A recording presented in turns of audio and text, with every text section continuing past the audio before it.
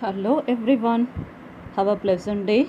This is Srimati from Dr. Ambedkar Global Law Institute, Tirupati. Today I'm going to take the types of audit as a continuation of your last session. In the last session, types of audit, we have seen the two bases of types of audit. The first one is based on ownership. So under ownership, partnership, companies, trust, cooperative societies and government departments we have seen. And on the basis of time, we have seen the interim audit, final audit, continuous audit and balance sheet. So today's class is your third part or third base type of audit is the based on objectives. Under this heading, you have different classifications called independent audit, internal audit, financial audit, cost audit, tax audit, government audit and secretarial audit. Let us see one by one. First, independent audit. What is independent audit? Which has been conducted by professionally qualified and competent person who is independent of the enterprise which is hiring his services for the purpose. So here, according to the Companies Act, the person who is practicing chartered accountant or a person holding a certificates having qualification regarding that, then they will appoint as an auditor of a company. Then this act also lays down certain provisions to ensure the auditor's independence vis-a-vis the enterprise under the audit. So here it is the main object of an independent auditor's examination of the financial statement. What it is main objective? To render his opinion as to the truth and fairness with which those statements which has been presented, that is in a report. Okay, so that is about within that it has been conformed with generally accepted principles of accounting and the legal requirements are applicable. This is about main objective of an independent auditor. So apart from his personal qualification and competence to conduct an audit examination, the main reason why the auditor's opinion carries weightage with all manner of people is independent status. That is, without independence from client enterprise, he may not have an object and impartial state of mind while doing his job, and his opinion will be suspect. So that's why auditor's independence is a focal point in a code of professional ethics and the legal provisions. The next audit is internal audit.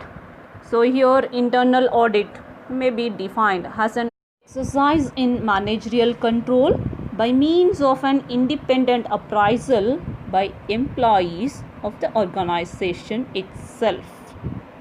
So what is the scope and objective of this internal audit is to study and evaluate the adequacy and effectiveness of accounting and financial and operating controls, and also to ascertain the degree of compliance with the predetermined policies, plans, procedures in an organization, and then to ascertain the extent to which the business assets are accounted for and also safeguarded from losses, and to evaluate the quality of performance in carrying out assigned responsibilities. So these are the main objectives of internal audit.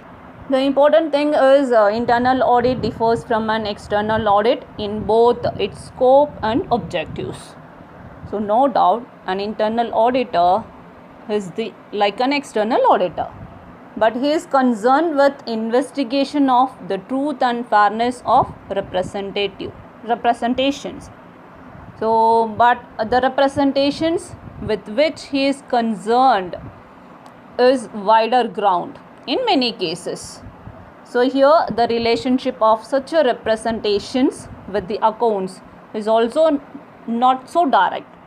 So here, being an employee of an enterprise, the internal auditor has a great interest in operations of the business and is therefore keenly interested in making them more efficient and profitable. What is his nature of work? He has to be main concerned with ensure the proper compliance of the policies, rules, procedures of an enterprise, and then good business practices and generally accepted accounting principle and the laws of the land and government regulations, everything. Okay, and then the independence is essential to the effectiveness of internal audit program. He is generally made answerable to high-ranking official so that the scope of his activities is broadened and his findings and recommendations are duly considered and implemented. The next one is financial audit. What is financial audit? Which has been concerned with financial aspects of each and every business transaction. So usually all the audits which will come under the sector of financial audit. And the next audit is cost audit. So this cost audit may be defined as the verification of the correctness of cost accounts and the adherence to the cost accounting plan.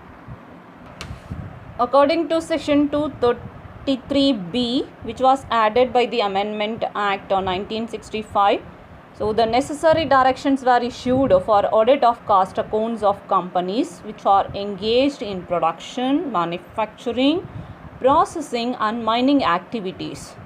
So here such that is audit should be conducted by an auditor who shall be either a cost accountant within a meaning of Cost and Works Accountant Act 1959 or a chartered accountant or any person who has the prescribed qualifications.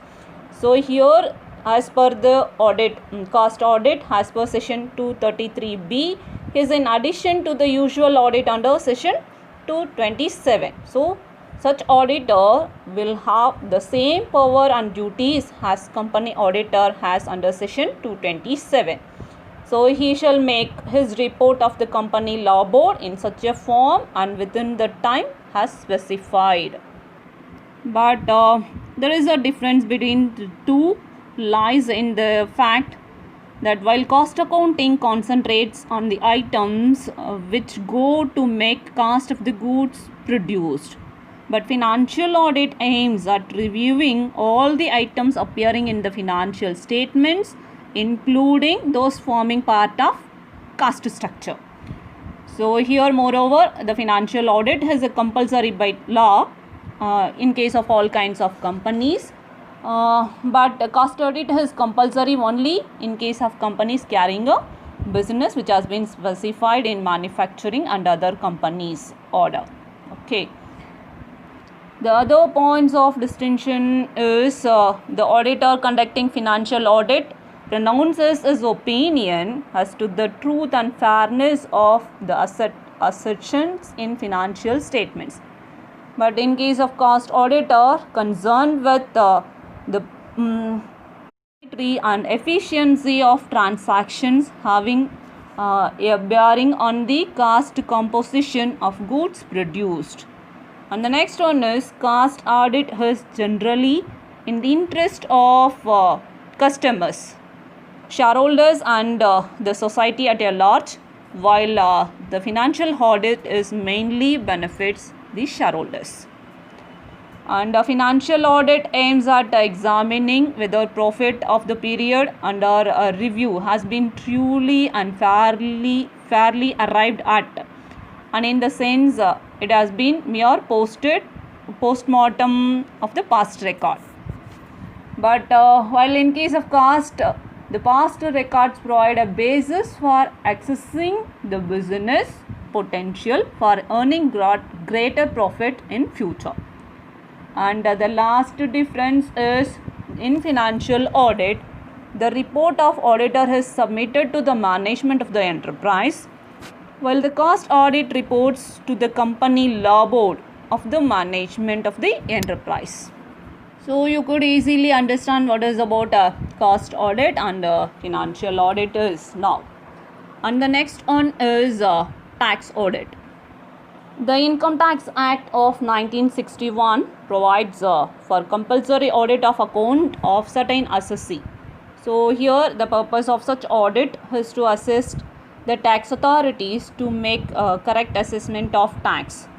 So this act also contains the various provisions where the tax audit reports are required to be submitted to avail certain deductions and exemptions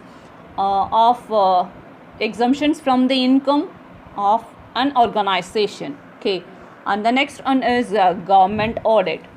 So what is about a government audit? This audit is conducted to ensure the financial transactions of the government are executed with proper sanction, correctly recorded and conform with the rules of financial authority.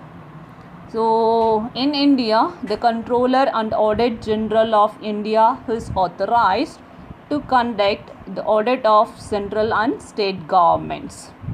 So after conducting such an audit, he has to report to the CAG, that is Controller and Audit General, which are relating to the accounts of Union, shall be submitted to the President, who shall cause them to be laid before the Parliament.